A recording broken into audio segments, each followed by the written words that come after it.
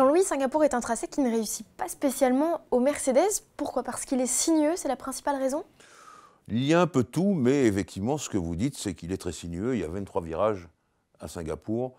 Quand vous comparez ça aux presque 7 virages de Monza, parce qu'il y a aussi des chicanes rapides, très franchement, ça fait un peu peur pour Mercedes. Des problèmes avec les pneus, des problèmes avec aussi les suspensions. Donc ils ont des choses à régler avec cette voiture, qui est une voiture, je le rappelle, à empattement long, donc peu à l'aise sur ce type de circuit. Ce qui veut dire qu'une Ferrari ou une Red Bull est beaucoup plus à l'aise sur ce type de tracé? Oui, parce que si vous prenez par exemple des tracés qui s'apparentent à Singapour, alors je vais vous les prendre, Melbourne, Monaco, Budapest, supposons, c'est 3 victoires Ferrari.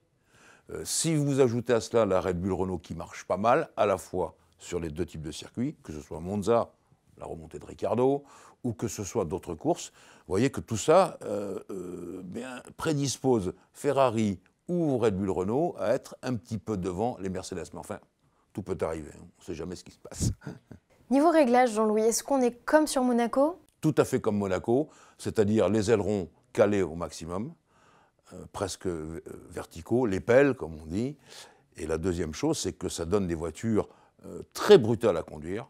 Vous accélérez, ça se cabre, vous freinez, ça pique du nez, c'est dur, les freinages sont brutaux. Donc ça fait des voitures fatigantes à conduire. Et je crois que l'un des secrets de Singapour, c'est justement d'avoir une voiture un peu plus conciliante pour le pilote.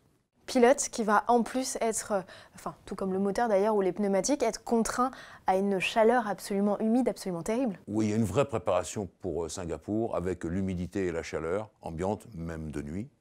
Et le point le plus intéressant, c'est que sur les pneus ultra tendres, eh bien, Ferrari en a choisi plus, ultra tendres les mauves, hein, les plus soft. Ferrari en a choisi un peu plus que Mercedes qui a préféré des pneus un peu plus durs. Donc ça veut dire que déjà, Mercedes prévoit peut-être des soucis d'adhérence ou de surchauffe des pneus. Est-ce qu'on peut dire, Jean-Louis, que la luminosité est encore un problème pour les pilotes là-bas ou plus du tout maintenant? Non, plus du tout. Vous discutez avec mon ami Mika qui s'occupe des visières de Bell, par exemple pour Fernando Alonso.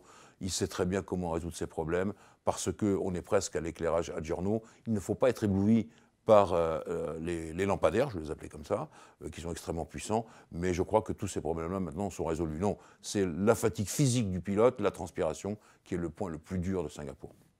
McLaren Renault, épisode 2 500 000 $, qu'en est-il? Alors oui, on pense que Sainz, choisi par Renault, va aider Toro Rosso à avoir le moteur Honda. Alors là, j'y perds un peu mon latin, parce que je ne vois pas quel est l'intérêt de foncer sur le moteur Honda tout de suite. Bon, alors peut-être que ça va aider McLaren à avoir un moteur Renault. Maintenant, si je reviens à ce qui se dit en premier lieu, moi, Carlos Sainz, ce n'est pas ma tasse de thé. C'est sûr qu'il est plus rapide que Palmer, rien à dire. C'est sûr qu'il peut pousser Hülkenberg à faire mieux, à se montrer plus rapide. Mais d'un autre côté, c'est un pilote qui fait pas mal de fautes. C'est un pilote qui cache souvent la vérité. Ça ne me plaît pas non plus. Donc je ne sais pas quel est le pourquoi du comment de cette opération. On va bien voir. Ce que je souhaite en tout cas, c'est que McLaren puisse avoir un moteur Renault pour l'instant, en admettant que Honda ait fait des progrès suffisants pour Toro Rosso. Mais pour l'instant, on ne peut rien dire. Tout ça va se défaire, le nœud va se défaire juste avant Singapour et juste après Singapour. Donc là, nous parlons lundi, hein, avant le départ de toute la troupe vers Singapour. On verra ce qu'il en est cette semaine.